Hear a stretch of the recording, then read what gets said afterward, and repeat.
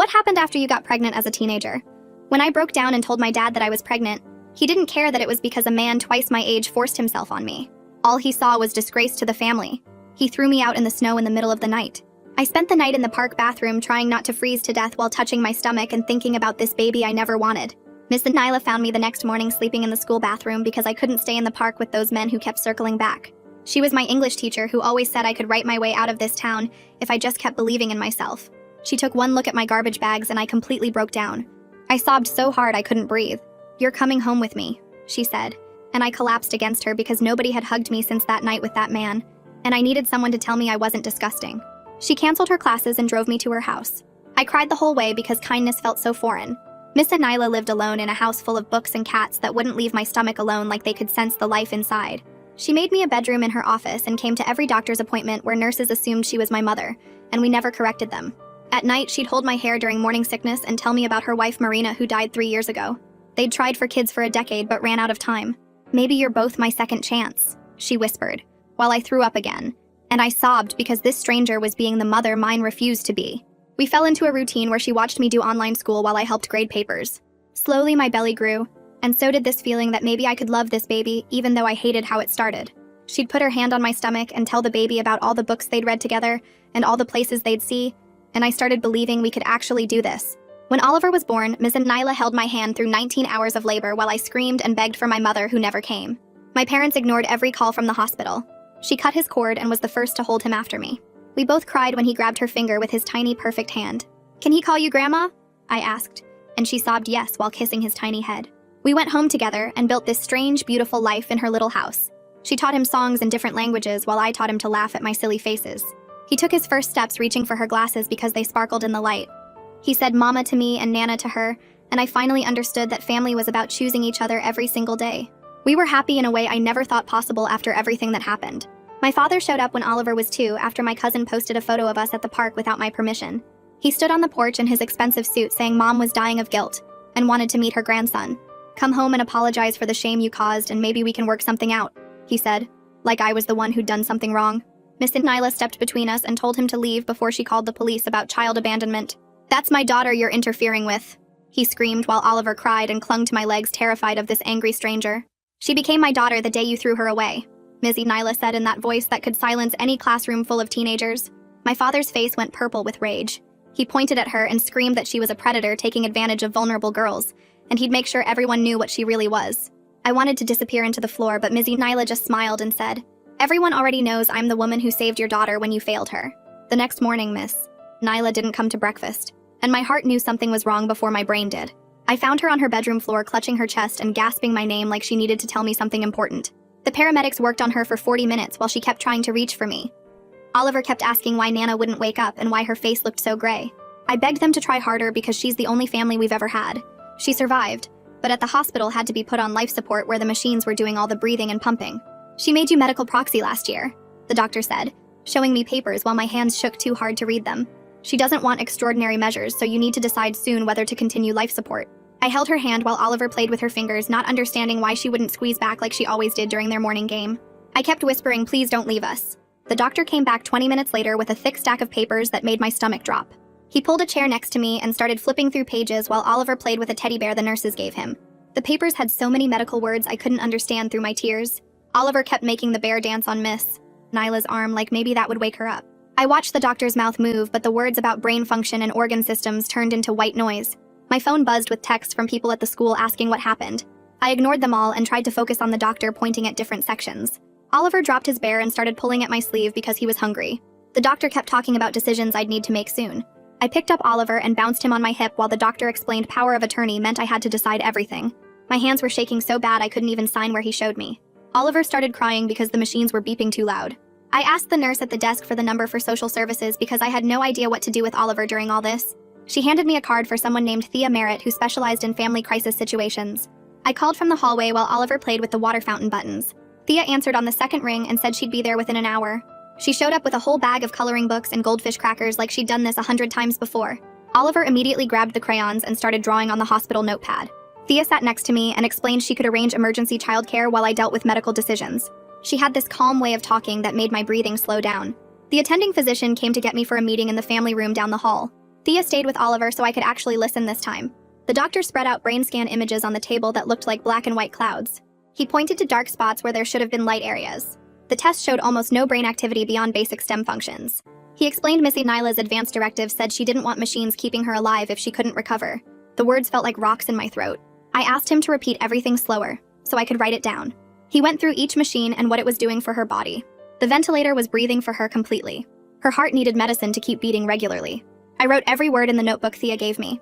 After the meeting, I went to the bathroom and called my parents from the stall. My mom's phone went straight to voicemail, so I left a message about Missy Nyla being on life support. I tried my dad next, even though I knew it was pointless. He didn't answer, but texted back 10 minutes later that I was getting what I deserved for choosing strangers over family. I deleted his message and went back to Miss Nyla's room. That first night, Oliver wouldn't stop asking when Nana would read him his bedtime story. I tried explaining she was too sick, but he kept pointing at her and saying story time. I made up a story about a brave knight who had to save his kingdom from a sleeping spell. Oliver curled up in the hospital chair, still holding Missy Nyla's fingers. I kept adding details about the knight's horse and magic sword until his eyes finally closed. The nurses brought me a blanket, and I slept sitting up next to Oliver's chair. Thea came back early the next morning with coffee and more snacks for Oliver. She pulled out a folder full of papers about grief resources and emergency childcare programs. She showed me a list of volunteers from Miss Nyla's school who offered to watch Oliver. She explained all my rights as medical proxy and what decisions I could legally make. She made sure I understood I could take time to think about everything. I spent the rest of the morning writing down everything about Miss Nyla's daily routine in a new notebook. Which cat took medicine at breakfast, and which one needed special food. The French songs she sang to Oliver every night before bed. Her favorite books she read to him over and over. The way she made his sandwiches with the crust cut off in triangles. I wrote down her coffee order and which grocery store she liked. I listed all of Oliver's favorite games they played together. If she woke up, I wanted to remember every single detail perfectly. If she didn't wake up, Oliver would need these memories when he got older. The doctor came back that afternoon to go through Miss Nyla's advance directive line by line. She'd signed it 2 years ago after Marina died. It said no feeding tubes if she couldn't eat on her own, no ventilator for more than 7 days if there was no brain improvement, no CPR if her heart stopped again. She'd been really clear about not wanting to live on machines. The doctor made sure I understood what would happen if we followed her wishes. He said she wouldn't suffer, but she would stop breathing without the ventilator. My phone rang with a number I didn't recognize, so I let it go to voicemail. Hugh Norris from the Legal Aid Clinic left a message saying he was returning my call. I'd called them yesterday about what would happen to Oliver and me if Miss Nyla died. I called him back from the family room while Thea watched Oliver. Hugh said he knew Miss Nyla from teacher conferences over the years. He explained probate would take months, but we had tenant rights in the meantime. He offered to help for free because Missy Nyla had tutored his daughter years ago. He said to call if my father caused any problems since abandonment was still illegal. Right after I hung up, my phone started buzzing with voicemails from my father. The first one said he was going to report Ms. Nyla to the school board for grooming a vulnerable student. The second one threatened to call every news station about the sick teacher taking advantage of me. The third one said he'd make sure everyone knew what kind of predator she really was. I saved all 3 messages and forwarded them to Hugh's email like he told me to. He texted back that we might need to file for a restraining order soon. That night, Oliver wouldn't stop asking when Nana was going to wake up and read him his dragon story. He kept pulling on my sleeve and pointing at her bed while the machines beeped and whooshed around us.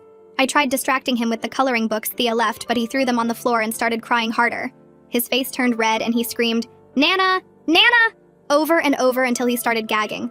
I picked him up and he threw up all over my shirt while still screaming for her.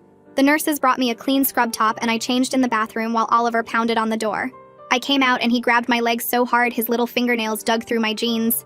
I sat in the big chair and pulled him onto my lap and started singing the French lullaby Missy Nyla taught us about the little boat on the water. He hiccuped and sobbed while I rocked him back and forth for what felt like hours. My arms went numb, but I kept singing the same song over and over until his breathing finally slowed down. We both fell asleep in that chair with his head on my chest and my hand on his back. The nurses covered us with a blanket sometime during the night. I woke up at dawn with my neck killing me and Oliver drooling on my shirt. I needed to go to Miss Nyla's house to feed the cats before they destroyed everything. I carried Oliver to the car still half asleep and buckled him into his car seat.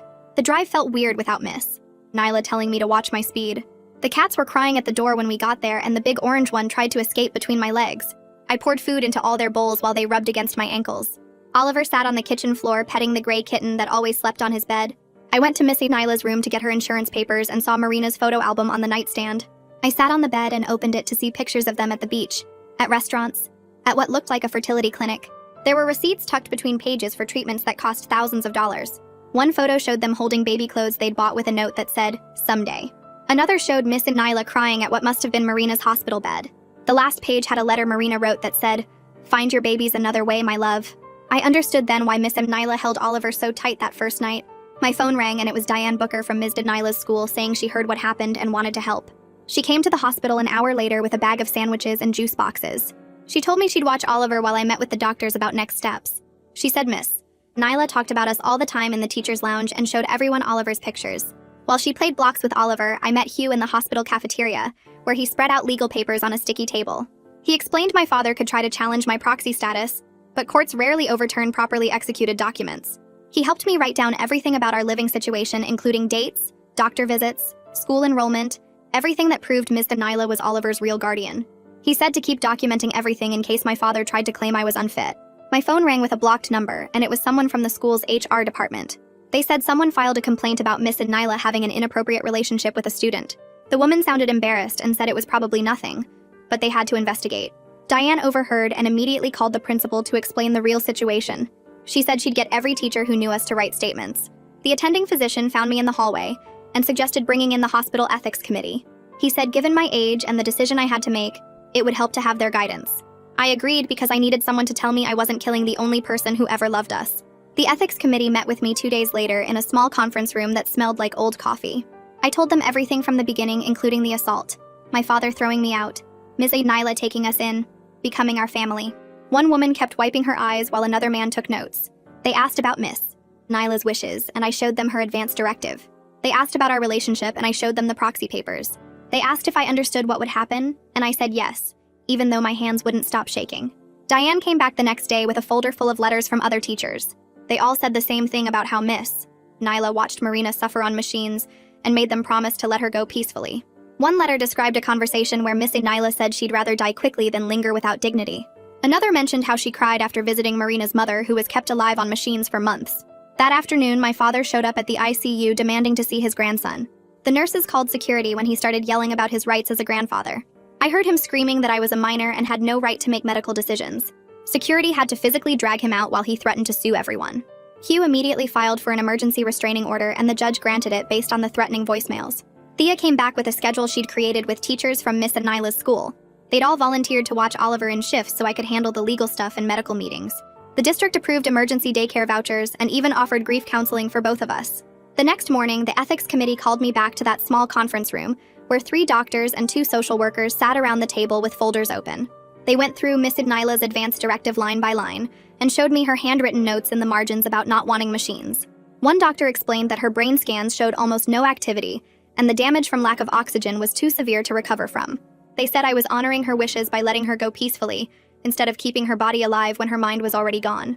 The social worker touched my hand and said it took real courage to make this choice when I loved her so much. I signed more papers while Oliver colored in the waiting room with one of the volunteers from Miss Nyla's school. That afternoon, my phone buzzed with an email from my father saying he was reporting me to CPS for child endangerment. He claimed I was living with a predator who groomed vulnerable students and Oliver wasn't safe in that environment. My hands shook so bad I dropped the phone and Hugh picked it up to read the rest. He immediately started making copies of Oliver's medical records showing he was up to date on shots and checkups. He had me write down every detail about our living situation, including how Ms. Nyla never touched me wrong or made me uncomfortable. He gathered reference letters from the pediatrician and Oliver's preschool teachers saying he was thriving. We spent 3 hours putting together a folder that proved we had a stable, loving home. That night, I sat next to Miss Nyla's bed with a notebook and started writing her a letter about everything she meant to us.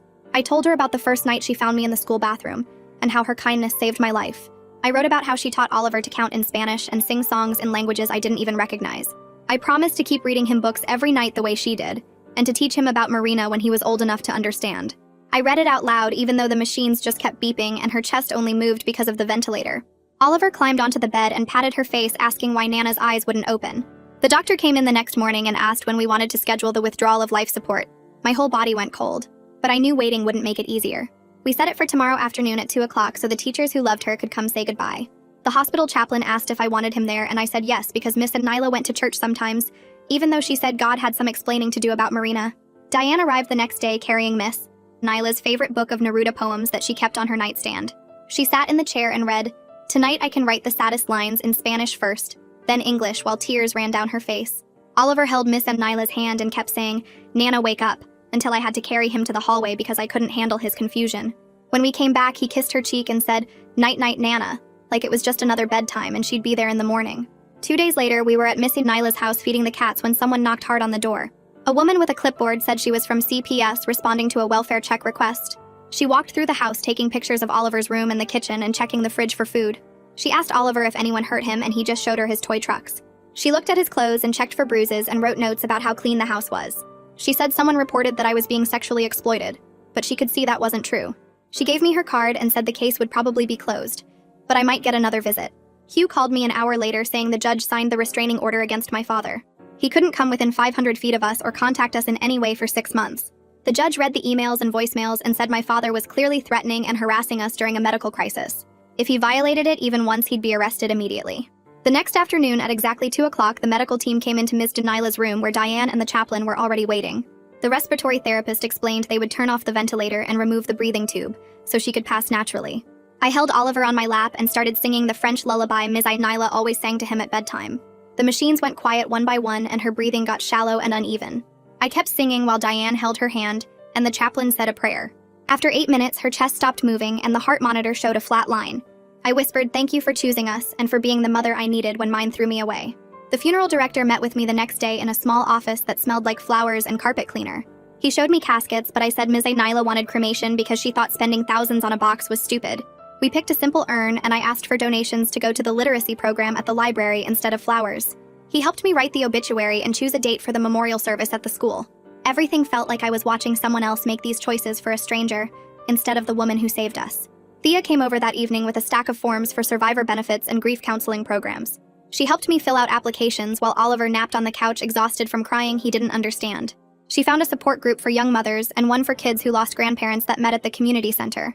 She made sure we had appointments for the next month and put all the dates in my phone, so I wouldn't forget in the fog of grief that was already setting in. 3 days later, we walked into the school library where Miss Nyla had spent 30 years teaching kids to love books. The librarian had moved all the tables to make room for folding chairs, and someone put her favorite reading chair at the front with a framed photo. Teachers kept coming up to hug me, and Oliver hid behind my legs because he didn't know any of these people crying about his Nana. The principal talked about how Miss Nyla never gave up on any student and always stayed late to help struggling readers. Another teacher told everyone about the time Miss Nyla used her own money to buy books for kids whose parents couldn't afford them. Oliver got restless and started pulling books off the shelf, so I gave him paper and crayons from my bag. He drew 3 stick figures holding hands under a rainbow and wrote NANA in shaky letters at the top. When everyone finished talking, I walked him up to Miss Nyla's desk, and he put his drawing next to her coffee mug that still smelled like peppermint tea. The librarian said she'd frame it and keep it there always, and I had to turn away so Oliver wouldn't see me crying. Hugh called that afternoon saying he needed to go over Miss Nyla's estate paperwork at his office downtown. I brought Oliver and a bag of goldfish crackers to keep him busy while Hugh spread out all these legal documents. He showed me the will Ms. Nyla updated 6 months ago, leaving everything to Oliver in a trust with me as guardian, until he turns 18. The house still had 15 years left on the mortgage, but her teacher's pension would pay out $20,000 as a death benefit. He explained that money would come in about 6 weeks, and could help with moving costs or security deposits if we couldn't keep the house. Oliver spilled crackers all over Hugh's carpet, and I scrambled to clean them up while he just laughed and said his own kids did worse. 2 days later, the principal called to say the school board finished investigating my father's complaint about Ms. Nyla. Dozens of teachers had written statements about her character, and how she'd helped countless students over 3 decades. The board voted to close the case and even wanted to create a memorial scholarship in her name for teen mothers finishing their education. I sobbed on the phone because even dead Ms. Nyla was still fighting for girls like me. That weekend, I went through boxes in Mrs. Nyla's closet looking for important papers Hugh might need. Behind winter coats, I found a plastic tub labeled Marina's Things that I'd never seen before. Inside were journals with Marina's handwriting, talking about baby names and nursery colors and fertility treatments that didn't work.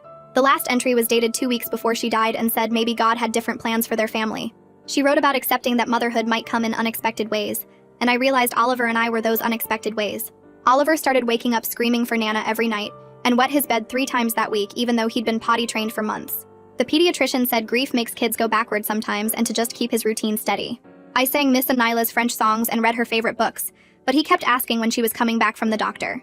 Every bedtime became a battle where he'd sob himself to sleep, clutching the glasses we'd kept that sparkled in his nightlight.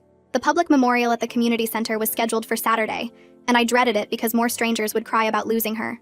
Diane picked us up early and warned me that lots of people were coming, including some who didn't really know her. We walked in through the side door, and I froze when I saw my father in the lobby talking to someone with a camera. Security guards moved fast and told him he had to leave because of the restraining order Hugh had filed.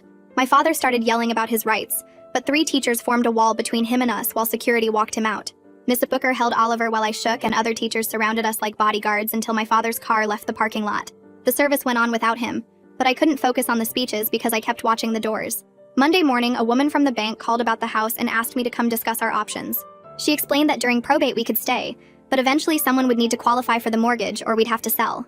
With no credit history and just my part-time grocery store job, I couldn't qualify for a loan that size. She gave me pamphlets about first-time buyer programs, but they all needed down payments I didn't have. Thea met me at her office that afternoon with stacks of housing applications for subsidized apartments. We filled out forms for 6 different waiting lists, while Oliver colored at her desk, and she explained most had year-long waits. She found 2 emergency housing programs, but they didn't allow pets and we'd have to give away most of Ms. Nyla's cats. Oliver heard that and started crying about his favorite orange cat named Pumpkin, so Thea promised we'd find somewhere that took at least a few cats. Diane called that night offering to store Ms. Nyla's book collection in her garage whenever we had to move. Other teachers were gathering furniture donations and household stuff for when we found a new place. She said Miss Nyla would be proud of how the school was rallying around us just like she always rallied around her students. 3 weeks after Miss Nyla died, we had the restraining order hearing at the courthouse downtown. My father showed up with an expensive lawyer who argued that grandparents had rights, and the order was excessive for a family disagreement. The judge read through Hugh's evidence, including voicemails where my father called Ms. Nyla a predator and threatened to destroy her reputation. He looked at my father and said the restraining order would stay for 6 months, and any violation meant immediate arrest. My father's face turned red, but his lawyer grabbed his arm before he could say anything stupid. Walking out, Hugh said the judge saw through their manipulation, and we'd won this round. The next morning, Diane picked us up early to look at apartments because the bank kept calling about the house. The first place was a studio above a bar where the smell of old beer came through the floor, and Oliver covered his nose the whole time. The second apartment had mold growing in the bathroom, and the landlord said kids weren't really welcome anyway. We drove to 3 more places that were either too expensive or too far from everything. Oliver fell asleep in his car seat while we sat in a parking lot eating drive-thru burgers, and Diane called more numbers from rental ads. The last apartment we saw that day was 2 blocks from Diane's house in a building that used to be a school. The landlord showed us a 2-bedroom unit on the 2nd floor with big windows and radiators that actually worked. Oliver ran through the empty rooms making echo sounds while I calculated if we could afford it with my grocery store wages. Diane whispered she could watch Oliver after preschool if we lived this close, and that made the decision for me. 2 days later, Hugh called me to his office downtown where he had papers spread across his whole desk. He explained that Miss Nyla's personal stuff would come to me once probate finished, and showed me the life insurance policy from the teachers' union. The payout wasn't huge, but it would cover our security deposit and first few months of rent while I figured things out. He also had forms for survivor benefits through Social Security that would help with Oliver's expenses.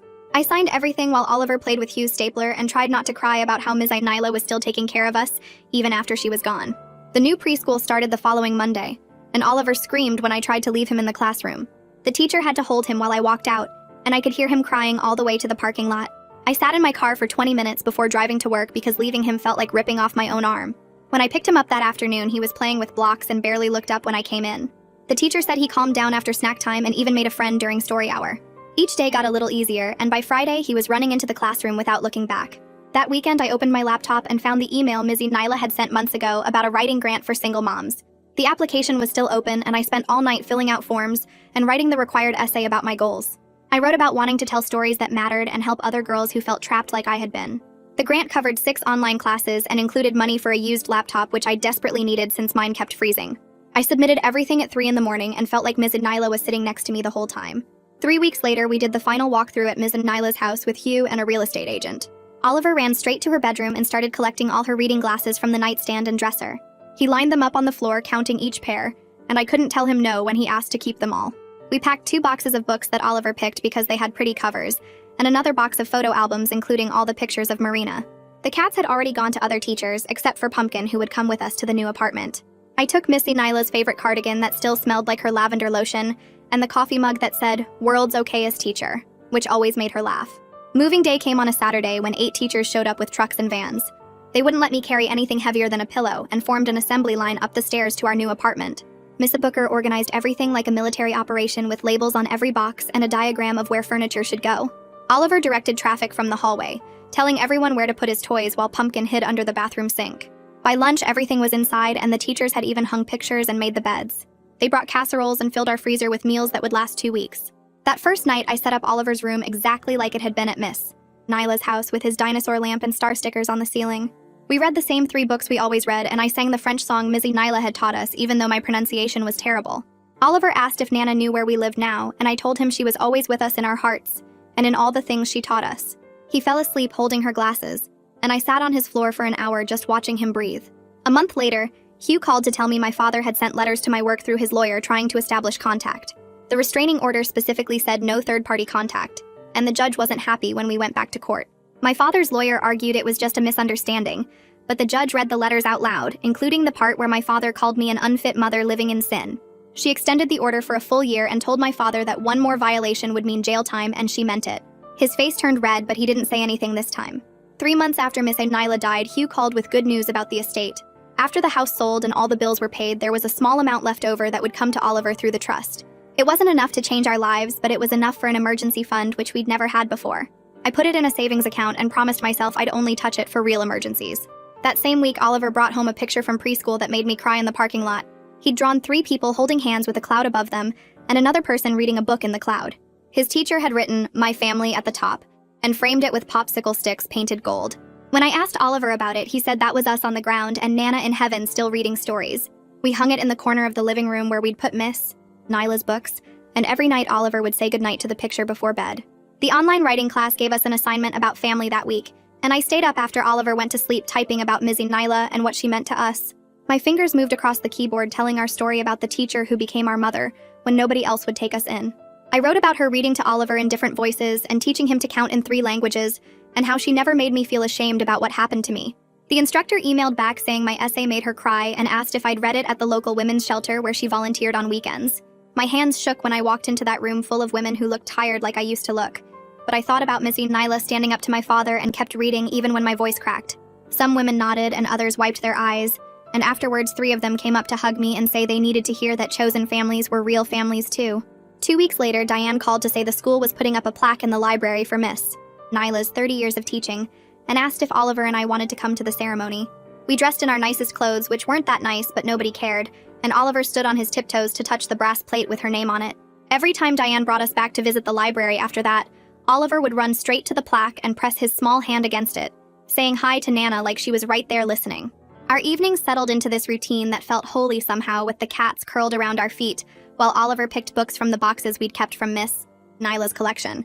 He was starting to recognize simple words, and when he'd point at cat or dog, I'd hear her voice in mine telling him he was doing great and to keep trying. I'd snap photos of him reading or building towers or eating vegetables without complaining, and text them to Diane, who always wrote back with hearts and encouragement about what a good job I was doing. She'd share the pictures with other teachers from the school, and suddenly we had this whole network of people checking in on us and sending birthday cards and dropping off winter coats that just happened to be Oliver's size.